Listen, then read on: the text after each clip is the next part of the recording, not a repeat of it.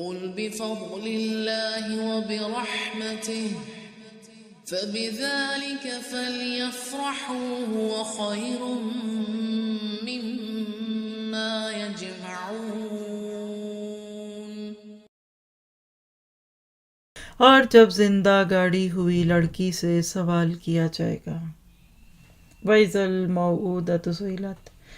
مفسرین کہتے ہیں کہ ماں باپ سے اللہ اتنا ناراض ہے کہ ان سے نہیں پوچھ رہا، غصے کی وجہ سے کہ اللہ کلام ہی نہیں کرنا چاہتا۔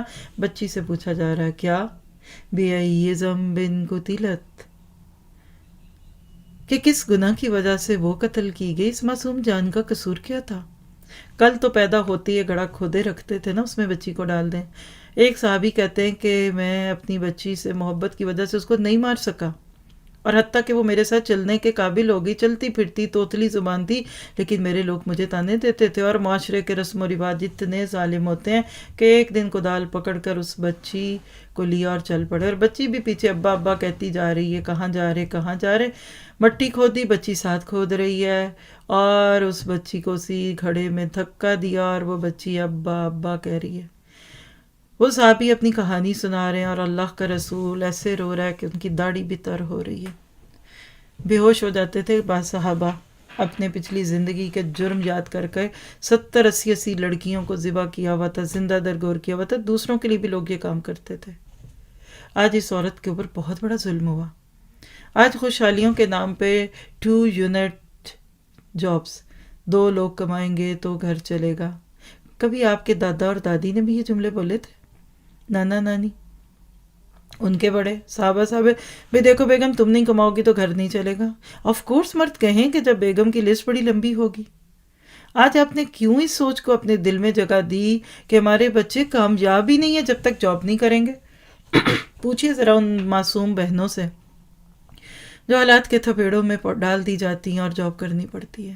ان کی تو مجبوری بن گئی نا، نہیں کریں گے تو حکومت کب تک ان کو دے گی؟ اللہ نہ کرے کوئی مجبور ہو اور جاب کرے۔ کیوں آپ کی میری بیٹی جاب کرے؟ کیوں باپ زندہ نہیں ہے؟ کل اس کو اچھا شوہر نہیں ملنے والا؟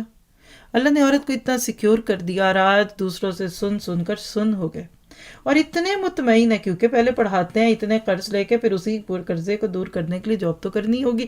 بس ایک وشس سرکل میں بچی کیا پھنسی کہ ریٹ ریس کا شکار ہوئے۔ اور یہی چیزیں بچوں کی بھی ہے۔ دیکھیں میں بچیوں کی بات زیادہ اس لیے کرتی ہوں کہ میں عورت ہوں اور میرا بھی سسٹر سے تعلق ہے، اور میرے ارد گرد بھی بچیاں ہی ہوتی ہیں۔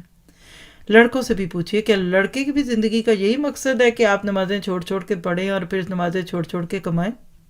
ٹھیک ہے مرد قوام ہے، اس کو ہنر دینا ہے، اس کو جاب کرنی ہے، اس کو بزنس کرنا ہے۔ پہلی تو بات ہے جاب مردوں کے لیے بھی پسندیدہ نہیں ہے، واللہ ہی اندر کی بات بتا دوں آپ کو، یہ تو غلامی کی ایک نئی شکل ہے۔ آپ اپنی مرضی سے کچھ کر نہیں سکتے، آپ کو ان کے دیے ہوئے کپڑے پہننے پڑتے ہیں، بعض جگہ آپ کو شیک ہینڈ کرنے پڑتے ہیں۔ کام کرنا ہے تو بزنس کیجیے، علماء کرام سے جا کر سیکھ لیجئے، پوچھ لیجئے۔ سب انبیاء کرام تجارت کرتے تھے، آج بھی بزنس کرنے والا پھر بھی آزاد ہے۔